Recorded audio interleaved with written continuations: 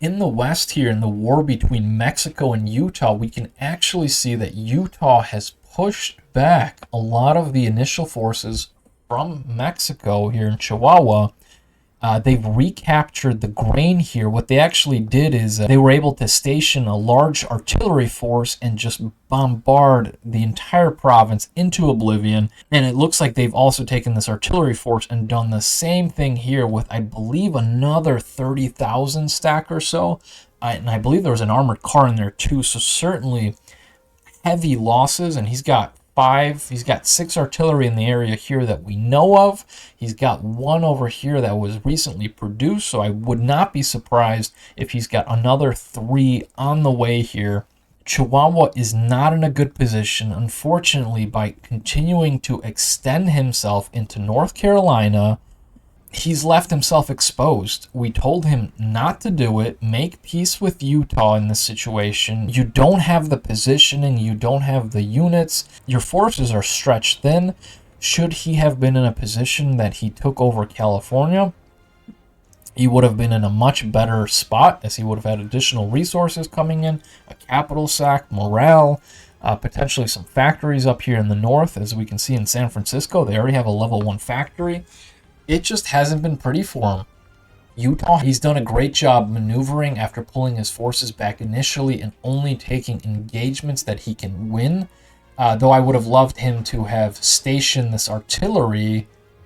Actually, if we take a look at one of our artillery units, and I'm just going to hit add target here, and I want to see, yeah, if he just stationed all of his artillery just shy of Red Rock, he would have been able to bombard this area, garrison a nice fortified province here in Phoenix, do the same thing with Benson, maybe pull some of these troops over here, and he could start wiping out the forces here. Something I would caution both of these players, though, is as artillery, our artillery units are very powerful, but they do have some of the lowest hit points in the game, as having 20, the equivalent of artillery. I believe Tatiana might have 15. I kind of want to know at this point. I kind of want to know. Tatiana has 15. So Tatiana has less hit points in the game. But what's dangerous in a lot of these situations is if artillery goes after artillery, artillery units fall very quickly. What you need to do when you see that your opponent does have a ranged force, artillery, railguns, bombers, you gotta garrison their unit. You gotta garrison additional escorts with these units, because even a smaller artillery force with a larger garrison can certainly wipe out a much larger artillery force without a garrison. So it's all about efficient trades and trying to preserve as much of your mechanized units as you can. I'm a little surprised here that he decided to leave his artillery kind of unguarded here, just with the 13 stack, knowing that there's a 68 stack here in the area. I think he should have kind of brought in some additional reinforcements here, fortified this area. It looks like he is calling out.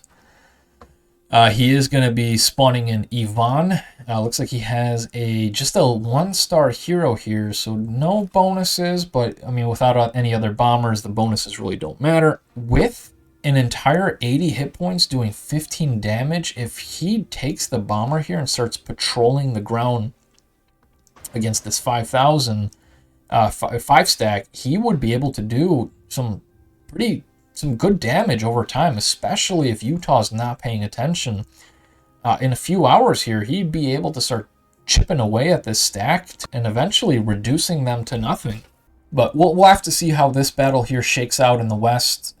Again, we told Chihuahua that we weren't in a position at all to do anything with Utah. We've been on really good terms.